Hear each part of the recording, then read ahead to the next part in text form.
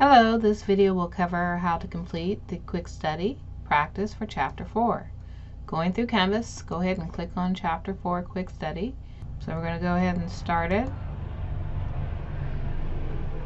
And I'm not going to answer the multiple choice question, so go ahead and read that and base it on your reading. And for the second question, we have information for Kleiner Merchandising and Krug Service Company.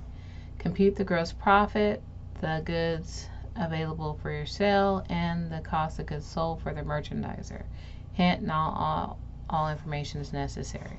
Now again, you can always go to your book or you can go to a hint for this information. What I'm going to do is I'm going to go to my Canvas account, and if you have not done so already, I would go ahead and download the handouts, which the formulas may be found at this link. So if you go ahead and click on that link from Course Activity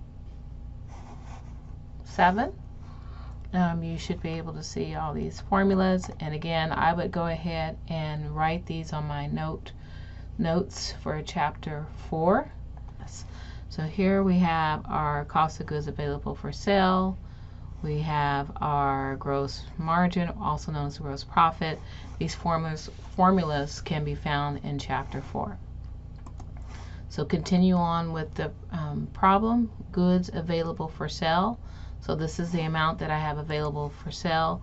So I'm going to use this formula right here, which is basically taking my beginning inventory, and I'm going to add my COGP. COGP is just an abbreviation for cost of goods purchased, which is basically all my purchases plus any transportation in costs. So I have my beginning inventory, which is 5,500, and then I'm going to have my ending inventory. That's not included, but I do have some net purchases, so I'm going to include that. And I don't know if there was any transportation in costs. I don't see any. So what I have available is the 5,500, and of course your numbers may be different. And the net purchases 4,700. So I'm just going to add those two together. So when I add the 55 plus the 4,700, I get 102 0. So I get $10,200 for my goods available for sale. And my cost of goods sold, going back to the formulas, my cost of goods sold will be my cost of goods available for sale minus my ending inventory. So I'll go ahead and subtract out my ending inventory in the amount of 1,900. So I'll take the 10,200, subtract the 1,900, and I will get 8,300. And then my gross profit using the formulas will be net sales minus cost of goods sold. So my net sales was given up here 10,500 minus the 8,300, 2,200. And then my net income for Krug Company, not for Klein. Let's see. Krug's will be my total expenses. Deduct that against my total revenue. So 15,000 minus 7,500.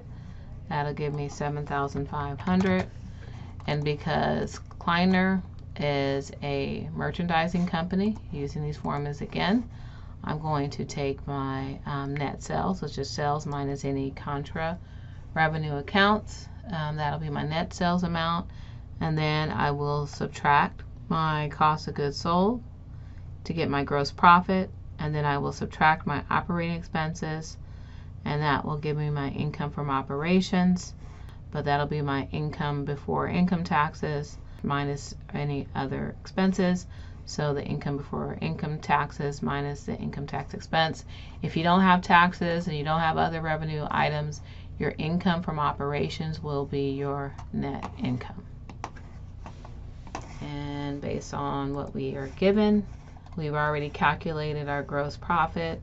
Any operating expenses, I see some down here, $1,500. So I'll subtract the $1,500 from my $2,200 and I should get $700, and that will complete this problem. So by using these formulas, you should be able to determine your amounts. And that's number 2. Any questions, post in the respective area for chapter 4.